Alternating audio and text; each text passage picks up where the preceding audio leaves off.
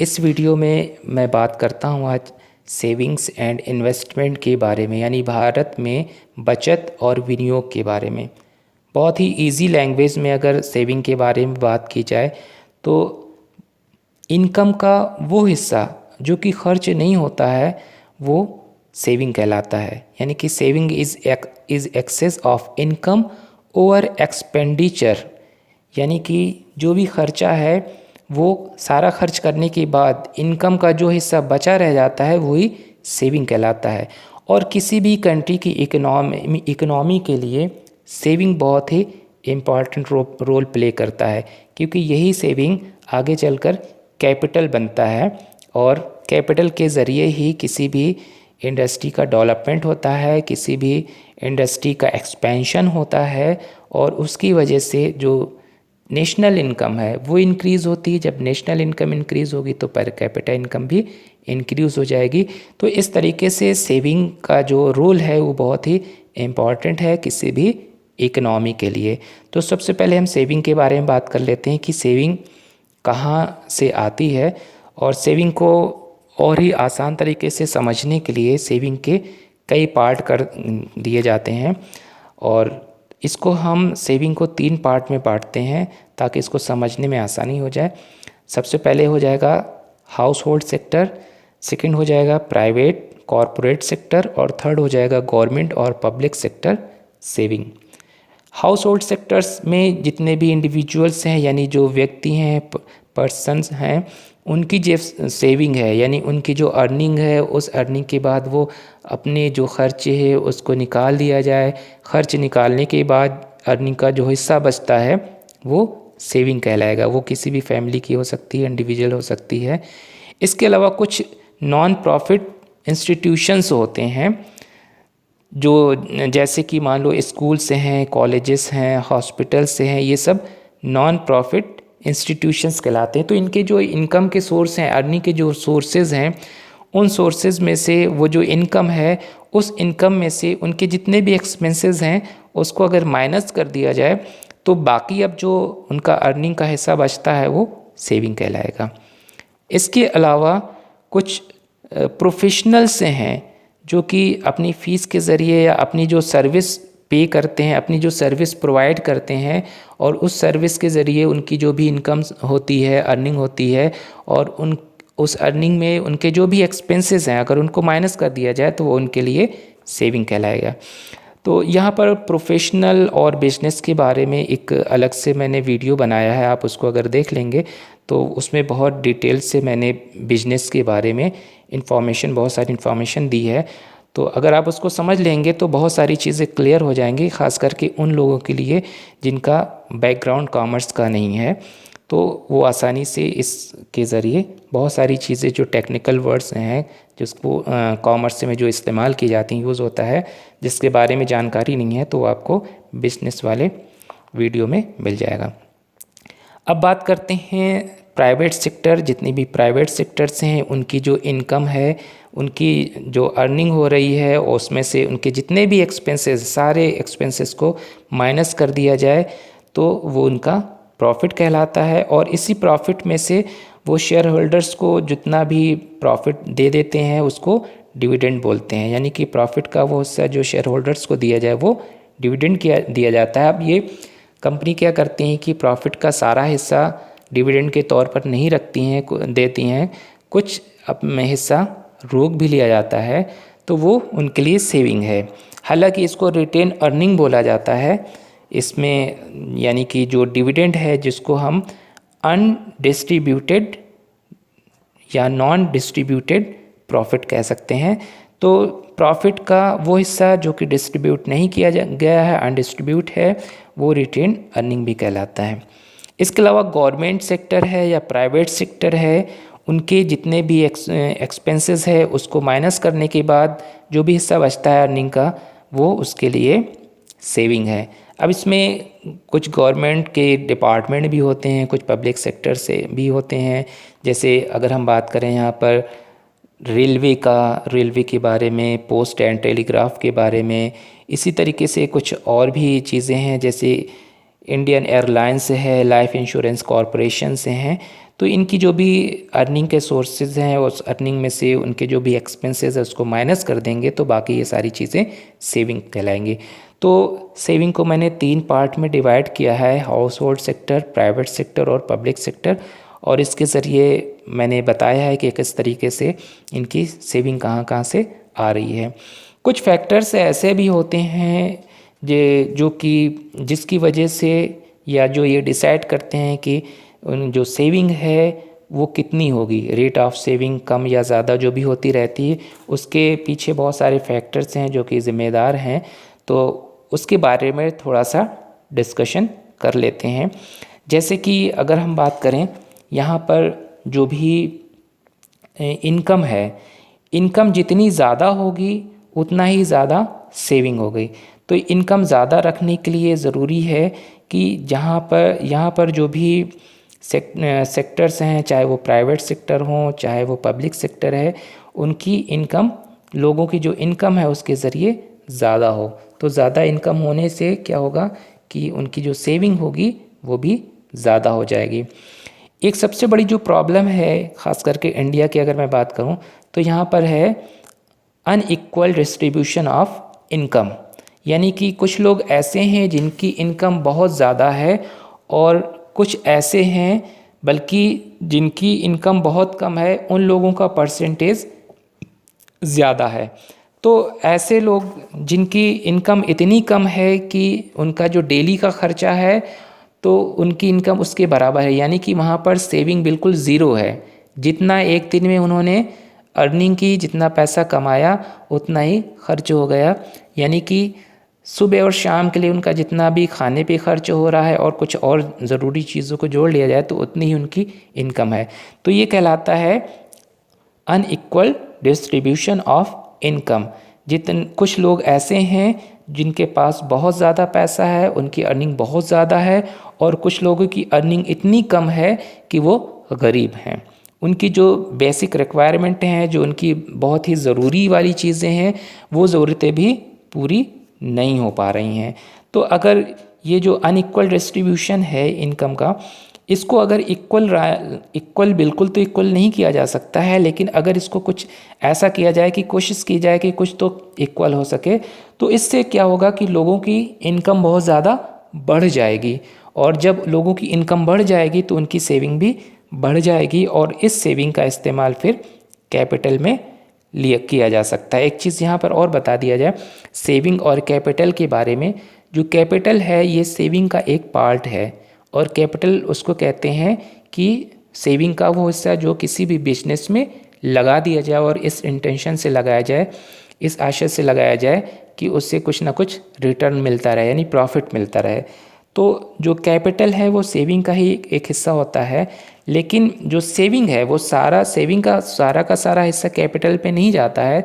तो इसलिए सेविंग को हम कैपिटल नहीं कह सकते हैं, लेकिन कैपिटल सेविंग का ही एक पार्ट है। इसके अलावा यहाँ पर अगर बात की जाए तो ये है कि यहाँ पर जो पॉपुलेशन है, अगर पॉपुलेशन का ज़्यादातर हिस्सा यानी ज़्यादातर पॉपुलेशन वर्किंग में है, ज़्यादातर पॉपुलेशन काम कर रही है, या लोग ज़्यादा से ज़्यादा लोग ऐसे हैं जो काम कर रहे हैं और अर्निंग कर रहे हैं, तो उससे जो सेविंग है, कंट्री की सेविंग है, वो बढ़ जाएगी, क्योंकि काम करने वाले लोग ज़्यादा हैं और इस वजह से उनकी अर्निंग भी ज़्यादा हो रही है। और ज़्यादा अर्निंग की वजह से, यानी सारे लोग अगर अर्निंग कर रहे हैं तो उनकी सेविंग भी ज़्यादा हो जाएगी, और उसकी वजह से जो पूंजी है, कैपिटल है, वो भी बढ़ जाएगी, और कैपिटल बढ़ने की वजह से फिर जो इकोनॉमी है उसकी ग्रोथ बहुत ज़्यादा बढ़ जाएगी। तो यहाँ पर अगर ज़्यादा से ज़्यादा पॉपुलेशन होगी वर्किंग में तो उसका भी फ़ायदा सेविंग को मिल जाएगा। तो ये तो बात हो गई है कि कौन कौन सी चीज़ें हैं जिसकी वजह से, कौन कौन से फैक्टर्स हैं जिसकी वजह से जो सेविंग है उसको बढ़ाया जा सकता है, या कैसे कैसे सेविंग आ रही है, किन फैक्टर से सेविंग कम या ज़्यादा हो सकती है। तो इस पे भी ध्यान दिया जा सकता है, और ये देखा जा सकता है कि कैसे सेविंग को और ज़्यादा बढ़ाया जा सकता है।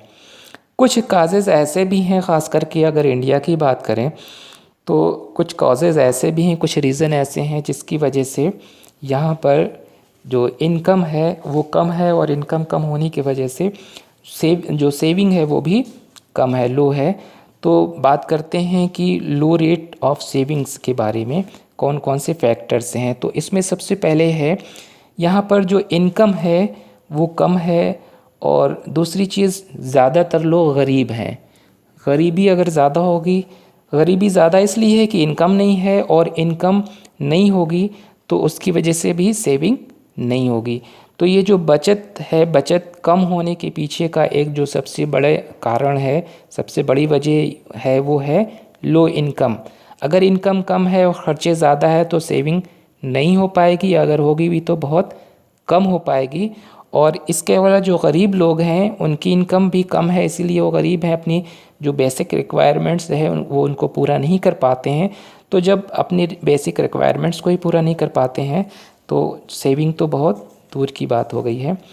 इसके अलावा यहाँ पर एक चीज़ और है, फैक्टर जो बहुत इम्पॉर्टेंट है, वो है पॉपुलेशन का ज़्यादा होना। ज़्यादा पॉपुलेशन होने की वजह से जो पर कैपिटा इनकम है वो कम है, और पर कैपिटा इनकम कम होने की वजह से लो रेट ऑफ सेविंग है, यानी कि जो बचत है वो भी कम है। पर कैपिटा इनकम के बारे में एक नेशनल इनकम के ऊपर वीडियो बनाया है, आप अगर उसको देखेंगे तो उसमें बहुत सारे टेक्निकल टर्म्स हैं जिसके बारे में मैंने बहुत ही डिटेल से बताया है। तो आप नेशनल इनकम के वीडियो को देखें, और उसमें आपको पर कैपिटा इनकम किस तरीके से कैलकुलेट करते हैं उसके बारे में भी मैंने बताया है। इसके अलावा यहाँ पर एक चीज़ और है, और वो है बैंकिंग फैसिलिटीज़ का ना होना। अगर लोगों के पास जो सर्विसेज हैं, बैंकिंग फैसिलिटीज़ है, बैंक की जो सहूलियत है लोगों तक नहीं पहुंच पा रही है, तो उनकी सेविंग भी बैंक तक नहीं पहुंचेगी। और अगर उनकी सेविंग बैंक तक नहीं आएगी तो वो कैपिटल फॉर्मेशन कैसे करेंगे।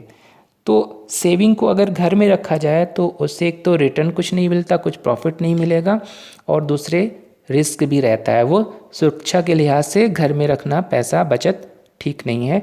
तो इसलिए बचत को बैंक में ही रखना सही है। उससे दो फ़ायदा होगा, एक तो वो सिक्योर रहेगा और दूसरा उस पर रिटर्न मिलता रहेगा। तो इसका फ़ायदा जब भी उठाया जा सकता है जबकि लोगों तक, दूर दराज के एरिया तक बैंकिंग फैसिलिटीज़ हो। तो ज़्यादा से ज़्यादा बैंकिंग के ब्रांचेस खुलने चाहिए, ख़ास करके रूरल एरियाज़ में, जिससे लोगों की सेविंग को मोबिलाइज़ किया जा सके, उसको गतिशीलता प्रदान की जा सके। इसके अलावा एक फैक्टर और है जो कि बहुत ही इम्पॉर्टेंट है, इंफ्रास्ट्रक्चर। किसी भी कंट्री के डेवलपमेंट में इंफ्रास्ट्रक्चर बहुत ही ज़रूरी है। इंफ्रास्ट्रक्चर का मतलब ये है कि जो इंडस्ट्री है, इंडस्ट्री के डेवलपमेंट के लिए कुछ चीज़ें ज़रूरी हैं, जैसे कि वहाँ पर ट्रांसपोर्ट की फैसिलिटी होनी चाहिए, रोड की फैसिलिटी होनी चाहिए, 24 आवर्स पावर सप्लाई होना चाहिए। इसके अलावा कुछ और भी इंडस्ट्री ऐसी होती हैं जो बाकी इंडस्ट्री के लिए ज़रूरी होती हैं, जिसको हम आधारभूत उद्योग बोलते हैं। तो इन सब चीज़ों का डेवलपमेंट होना बहुत ही ज़्यादा ज़रूरी है। इसी वजह से कुछ एरिया देखा होगा कि जहाँ पर डेवलपमेंट बहुत ज़्यादा होता है और कुछ एरिया होता है जो बिल्कुल बैकवर्ड होते हैं। उसकी वजह यही है, जहाँ पर बेसिक जो इंफ्रास्ट्रक्चर है वो ज़्यादा होगा डेवलप, वहाँ पर इंडस्ट्री ज़्यादा दिखाई देंगे, क्योंकि वहाँ पर उनको सारी सहूलियत मिल रही है।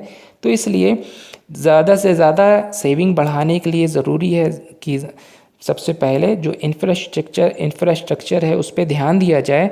जब उस पर ध्यान दिया जाएगा तो जितना भी इन्वेस्टमेंट है वो तेज़ी से बढ़ेगा, उस एरिए में नए नए उद्योग धंधे लगेंगे, नई नई इंडस्ट्री लगेंगी, लोगों को काम मिलेगा, उनकी इनकम बढ़ेगी, और जब इनकम बढ़ेगी तो सेविंग भी बढ़ जाएगी, और इस सेविंग का इस्तेमाल फिर से कैपिटल में लिया जा सकता है। तो ये जो इकनॉमी है ये भी एक सर्कल की तरह है कि पहले लोगों को काम मिलता है, लोगों को रोज़गार मिलता है, उससे उनकी इनकम जनरेट होती है, फिर उससे उनकी सेविंग होती है, सेविंग को वो बैंक में डिपॉज़िट करते हैं या फिर किसी कंपनी में इन्वेस्ट करते हैं, तो वहाँ पर कैपिटल फॉर्मेशन होता है, पूंजी का निर्माण होता है, और उसी सेविंग से फिर से नई नई इंडस्ट्री खुलती हैं, और या फिर जो इंडस्ट्री ऑलरेडी हैं, एग्जिस्टिंग इंडस्ट्री है, उनका एक्सपेंशन होता है, उनका विस्तार होता है। तो ये पूरा एक सर्कल है। तो इसलिए ज़रूरी है कि जो इंफ्रास्ट्रक्चर है उसको डेवलप किया जाए। इसके अलावा जो पब्लिक सेक्टर्स हैं, पब्लिक सेक्टर है, एंटरप्राइजेज़ हैं, जो प्राइवेट जो पब्लिक कंपनी हैं, वो बहुत सारी कंपनियां ऐसी हैं जो कि नुकसान में चल रही, लॉस में चल रही हैं, और जिसकी वजह से जब वो नुकसान में चल रही हैं तो इनकम का तो कोई सवाल ही नहीं, और जब इनकम नहीं है, अर्निंग कोई नहीं हो पा रही है क्योंकि उनके नुकसान ज़्यादा हैं, तो फिर सेविंग भी नहीं होगी। तो जो पब्लिक सेक्टर एंटरप्राइजेज़ हैं वो लॉस में चल रहे हैं, जिसकी वजह से भी यहाँ पर लो रेट ऑफ सेविंग्स है। तो इस पर भी ध्यान देने की ज़रूरत है। कुछ ऐसे तरीके खोजने होंगे जिससे जो भी पब्लिक सेक्टर से लॉस में चल रहे हैं तो उनको किस तरीके से प्रॉफिट में लाया जाए। अब उसके लिए चाहे नई टेक्नोलॉजी इस्तेमाल की जाए, उसको अपग्रेड किया जाए, जो भी तरीके हैं उसको लाना ज़रूरी है, ताकि जो पब्लिक सेक्टर्स हैं उस पे जो नुकसान में चल रहे हैं, लॉस में चल रहे हैं, उसको किस तरीके से प्रॉफिट में लाया जा सके। अभी कुछ दिन पहले जैसे सुना होगा आपने कि जो एयर इंडिया है, उन्होंने अपने कर्मचारियों को छुट्टी पर भेज दिया क्योंकि उनके पास देने के लिए सैलरी देने के लिए पैसा ही नहीं है।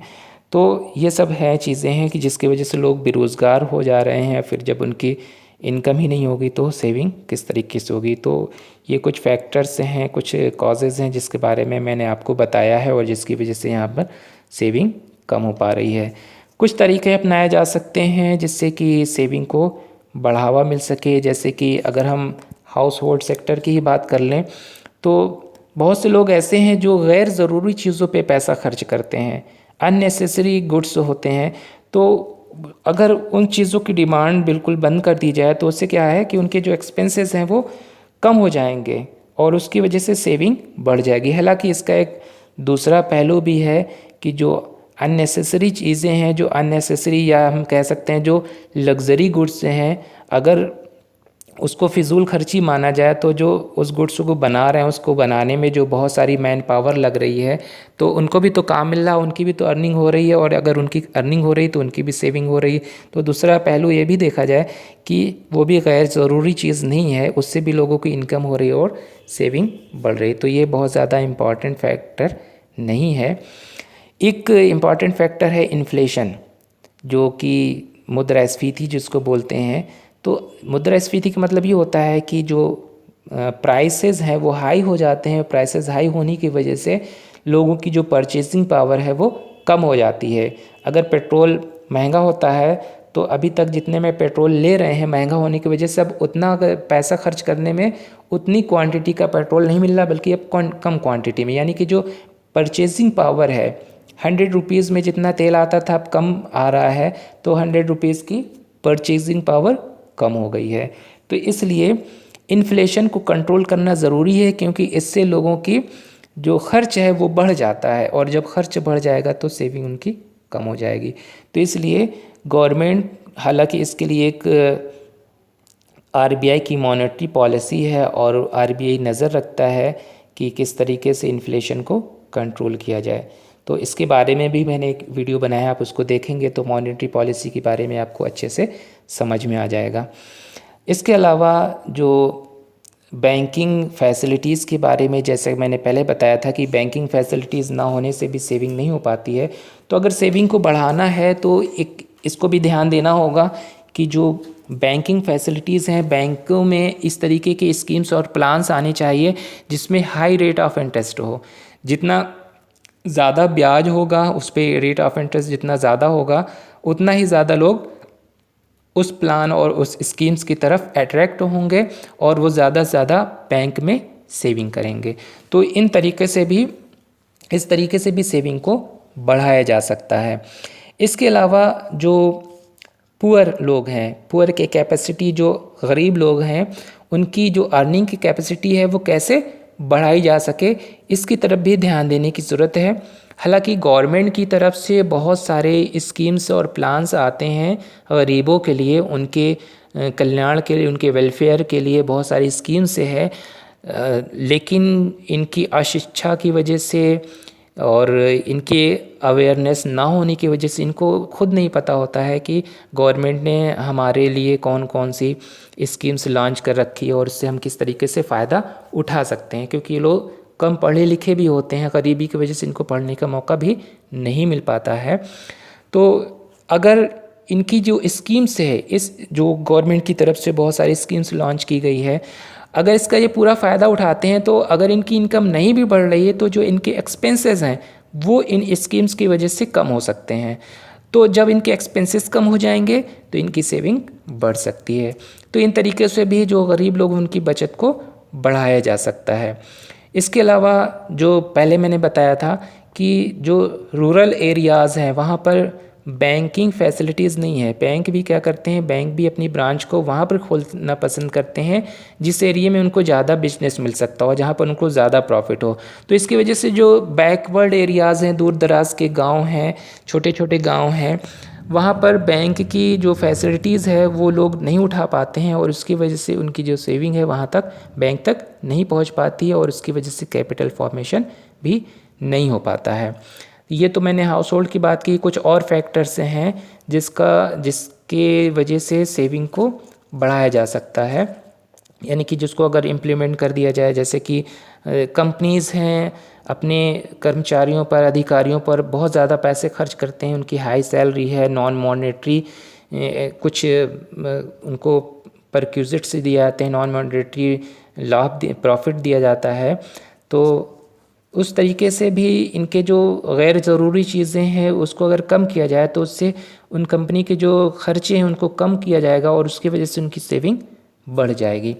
इसके अलावा कुछ जो टैक्स लॉज हैं, टैक्स का जो अधिनियम है, कर अधिनियम है, उसमें कुछ ऐसे लूप होल्स भी हैं जिसका लोग फ़ायदा उठाकर, कुछ ऐसे सेक्शंस हैं, धाराएं, उसका फ़ायदा उठाकर लोग टैक्स की चोरी कर ले जाते हैं। तो ज़रूरत इस बात की है कि उसके जो लूप होल्स है उसको बंद किया जाए। इससे क्या होता है कि टैक्स चोरी करने की वजह से जो गवर्नमेंट का रेवेन्यू है वो नहीं हो पाता है, यानी कि गवर्नमेंट को लॉस होता है, नुकसान होता है। तो इन सब चीज़ों को बंद करने की ज़रूरत है ताकि जो गवर्नमेंट का रेवेन्यू हो वो जनरेट हो, वो ज़्यादा से ज़्यादा बढ़े। तो उससे क्या होगा कि गवर्नमेंट की सेविंग होगी और उसका फिर इस्तेमाल सोशल वेलफेयर के, पब्लिक वेलफेयर के लिए किया जा सकता है। बहुत सारा कंपनियां बहुत सारा खर्चा अपने डायरेक्टर पे भी करती हैं, तो अगर इस खर्चे को भी कंट्रोल कर लिया जाए तो इससे भी उस कंपनी की सेविंग बढ़ जाएगी। इसके अलावा गवर्नमेंट को इस बात पे भी ध्यान देने की ज़रूरत है कि जो उनकी सरकारी कंपनी है, अगर वो जो उनका डिविडेंड है वो डिस्ट्रीब्यूट करती हैं तो उस पर अगर कंट्रोल किया जाए कि कुछ जो लाभ का हिस्सा है उसको रोक लिया जाए, तो उससे क्या है कि उस कंपनी की सेविंग बढ़ जाएगी। इसके अलावा जो पब्लिक सेक्टर की एफिशिएंसी है, अगर उसको बढ़ा दिया जाए तो उससे क्या होगा कि एक तो उनकी इनकम बढ़ जाएगी और एफिशिएंसी बढ़ने से उनके जो एक्सपेंसेस हैं वो भी कम हो जाएंगे। तो इन तरीक़ों के इस्तेमाल से भी सेविंग को बढ़ाया जा सकता है। तो इस वीडियो में मैंने डिस्कशन किया कि सेविंग क्या होती है और कौन कौन से कॉजेज़ हैं जिससे सेविंग कम है और सेविंग को कैसे बढ़ाया जा सकता है, कौन कौन से फैक्टर्स हैं जो डिसाइड करते हैं कि सेविंग कम और ज़्यादा कैसे हो रही है। ये तो मैंने अभी सिर्फ सेविंग के बारे में ही इसमें डिस्कशन किया है। जो हमारा नेक्स्ट पार्ट होगा उसमें मैं बात करूँगा इन्वेस्टमेंट के बारे में। तो इस सेविंग में आपको जो भी कन्फ्यूज़न है, कोई क्वेश्चन है पूछना है, आप कमेंट्स बॉक्स में पूछ सकते हैं।